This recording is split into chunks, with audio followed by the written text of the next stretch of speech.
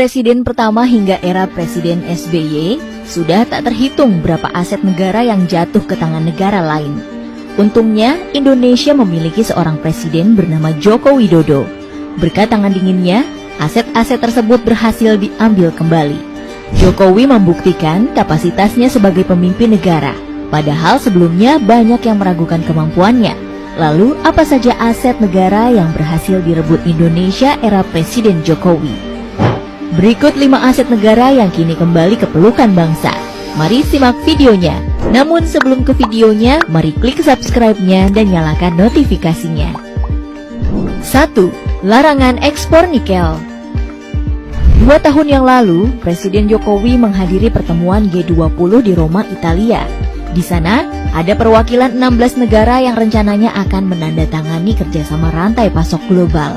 Jokowi awalnya tertarik untuk ikut dalam kerjasama itu, tapi ia dibuat kaget lantaran salah satu isi kontrak perjanjiannya mengharuskan Indonesia untuk mengekspor bahan mentah. Jokowi pun tidak jadi menandatangani perjanjian tersebut dan membuat anggota forum meninggalkan ruangan, atau dengan kata lain, pertemuan gagal dilanjutkan hanya karena Indonesia tidak ikut dalam kerjasama tersebut. Menurut Presiden Jokowi, pertemuan itu ditunjukkan hanya untuk mengincar kekayaan alam Indonesia saja. Menurutnya lagi, kalau terus mengekspor bahan mentah, kapan Indonesia bisa melakukan hilirisasi, dan ia ingin Indonesia jangan sampai dibodohi oleh negara lain dengan tidak menjadi pengekspor bahan mentah lagi. Lebih-lebih, ia berharap Indonesia bisa memproduksi bahan mentah sendiri menjadi barang yang lebih bernilai tinggi, seperti nikel yang kita tahu memiliki harga sangat fantastis di pasar dunia. 2. Akuisisi saham Freeport. Setelah 50 tahun dikuasai asing, pada tahun 2018, Presiden Jokowi sukses mengambil kembali tambang emas terbesar di dunia, Grasberg, Papua, dari Freeport-McMoRan, Amerika Serikat. Secara jelasnya, Indonesia dengan PT Inalum Persero sebagai perwakilannya berhasil menjadi pemegang saham mayoritas Freeport Indonesia, yaitu sebesar 51%.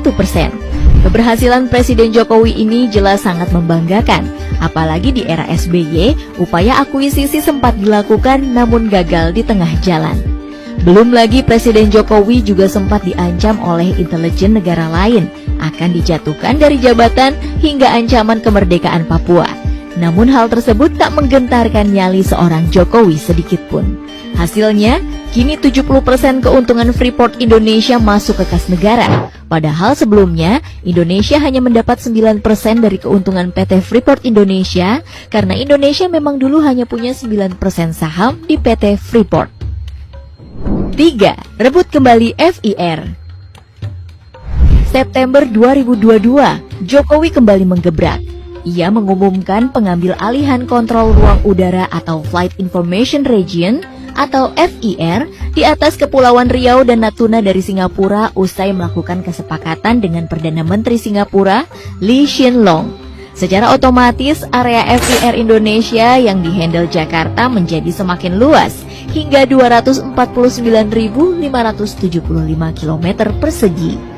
Menurut Menko Bidang Maritim dan Investasi Luhut Binsar Panjaitan, tujuan utama pengambil alihan FIR agar memperlihatkan bahwa Indonesia sebagai negara yang berdaulat dan bisa mengelola wilayahnya sendiri.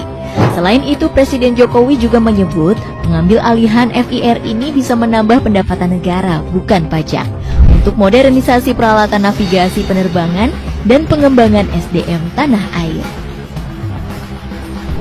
4. Pengambil alihan Blok Mahakam. Terletak di Kalimantan Timur, blok migas ini merupakan salah satu yang terbesar di Indonesia. Tak heran jika Presiden Jokowi begitu getol ingin mengambil kembali harta karun milik bangsa ini. Usaha pemerintah Indonesia ternyata tak sia-sia. Pada awal tahun 2018, Total Exploration and Production Indonesia atau TEPI asal Perancis dan Intex Corporation dari Jepang yang berkuasa selama 50 tahun akhirnya menyerahkan pengelolaan Blok Mahakam ke tangan Pertamina. Sebagai informasi, Blok Mahakam sendiri saat itu merupakan blok produksi gas bumi terbesar di Indonesia yang berkontribusi 13% dari produksi gas nasional. Sementara itu, dengan pengambil alihan ini secara ekonomi, jelas sangat berdampak positif bagi pendapatan negara. Adapun di sisi sosial, pengambil alihan ini membuktikan Indonesia bisa lepas dari jeratan negara lain yang selama ini mengeruk habis kekayaan alam Indonesia. 5. Kuasai Blok Rokan.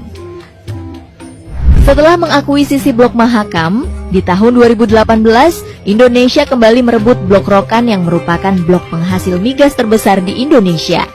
Blok Rokan akhirnya dikelola oleh Pertamina mulai tahun 2021 sampai 2041. Hal itu berkat proposal yang diajukan Pertamina kepada pemerintah Indonesia lebih baik dari Chevron, perusahaan tambang Amerika Serikat. Chevron yang telah berkuasa di sini selama 50 tahun lamanya. Salah satu isi proposalnya ialah memberikan keuntungan kepada negara sekitar 57 miliar US dollar atau setara 825 triliun rupiah selama 20 tahun ke depan.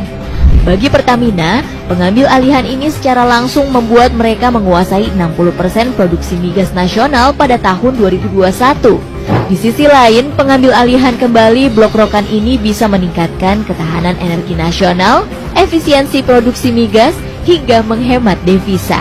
Tak bisa disangkal, tanpa jasa Presiden Jokowi, mungkin aset tadi akan habis dimakan pihak asing. Di sisi lain, jika aset-aset di atas tadi sudah menjadi milik Indonesia sejak dulu kala, mungkin saat